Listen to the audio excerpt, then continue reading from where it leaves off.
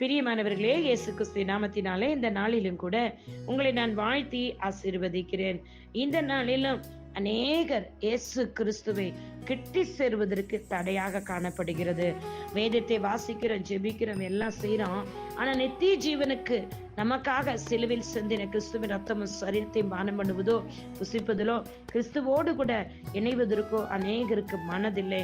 வேதாகமம் யோவான் 5ஆம் அதிகாரம் 40வது வசனம் அதை தான் சொல்லுகிறது. அப்படி இருந்தும் உங்களுக்கு ஜீவன் உண்டாகும்படி என்னிடத்தில் வர உங்களுக்கு மனதில்லை. நான் சொல்லல, இது கிறிஸ்து இயேசு சொல்லுகிறாருங்க. பாருங்களேன், இயேசு கிறிஸ்து அந்த யூதர்களோடு பேசிக்கொண்டு இருக்கும் பொழுது, யூதர்கள் வேதத்தை பார்த்தீங்களா, புரட்டி புரட்டி வாசிப்பார்கள், எல்லாம் பண்ணுவாங்க. அது ஒரு 6000க்கு மேல இருக்கிற வாக்குத்தத்தங்கள் எல்லாம் திரும்ப திரும்ப வாசிப்பார்கள். ஆனா இயேசு கிறிஸ்துவின் இடத்தில் வந்து சேர்வதற்கு அவர்களுக்கு மனதில்லை. அதே போலதான் இன்றைக்கும் அநேகர் நாம் இருக்கிறோங்க.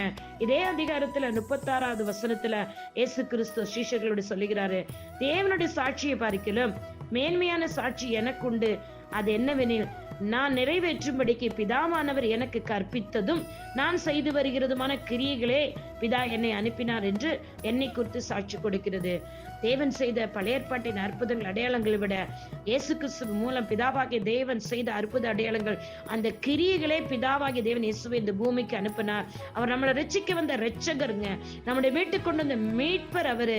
மீட்பின் திட்டத்தை கொண்டு வந்தவருங்க. அவருடைய ரத்தத்தையும் சரீரத்தை நமக்காக சிலுவையில் சிந்தி நம்மை மீட்கும்படி வந்த மீட்பின் திட்டம் அவருங்க. அந்த கிறிஸ்து இயேசுவை கெட்டி சேருவதற்கு உங்களுக்கு மனதில்லாமல் இருக்கிறது என்று சொல்லி இயேசு கிறிஸ்து வருத்தப்படுறாருங்க. வேத வாக்கியங்கள் எல்லாம் ஆராய்ந்து பாருங்கள் சொல்றாரு. அவைகள் உங்களுக்கு நித்திய ஜீவன் உண்டென்று நினைக்கிறீர்களே.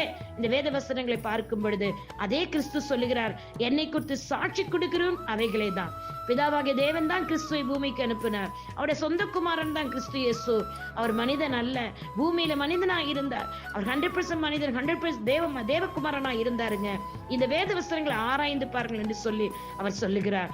40வது வசனத்தை ஒரு விசை கூட உங்களுக்கு ஞாபகப்படுத்துகிறேன். இந்த செய்தியை கேட்டு அநேகருக்கு பகிர்ந்து கொள்ளுங்கள். அப்படி இருந்தும் உங்களுக்கு ஜீவன் உண்டாகும்படி என்னிடத்தில் வர உங்களுக்கு மனதில்லை. இது கிறிஸ்து இயேசு சொல்லுகிறாருங்க. மனிதன் முகத்தை பார்க்கிறான், கர்த்தரோ இருதயத்தை பார்க்கிறாருங்க. இன்னைக்கு அநேகர் இயேசுக்கு ஏற்றுக்கொள்ள மனதில்லாமல் இருக்கிறாங்க. பிதாவாகிய தேவன் அவன் அனுப்பல என்று சொல்லி நான் சொல்லுகிறேங்க. இந்த வேத வசனங்கள் நாளைக்கு உங்களை நியாயம் விசாரிக்குங்க. இதை எவ்வளவு தூரம் பகிர்ந்து கொள்ளணுமோ பகிர்ந்து கொள்ளுங்க. அவருடைய வருகை இது சீக்கிரமா இருக்குதுங்க. அவர் வரும்போது நம்மளை சேர்த்துக் கொள்ளும்படியாக தான் அவருடைய ரத்தத்தையும் சரீரத்தையும் மொத்தமாக விலை செலுத்தி நம்மளை மீட்டுட்டாருங்க. மீட்கப்பட்ட பிள்ளைகள் அவர் பக்கமாய் சேரும்படியாக அவர் நமக்காக பரலோகத்தில் பரிந்து பேசிக் கொண்டிருக்கிறவர்.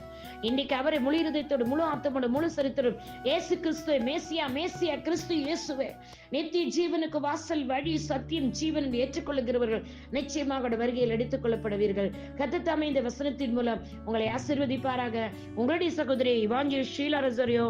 God bless you all. Amen.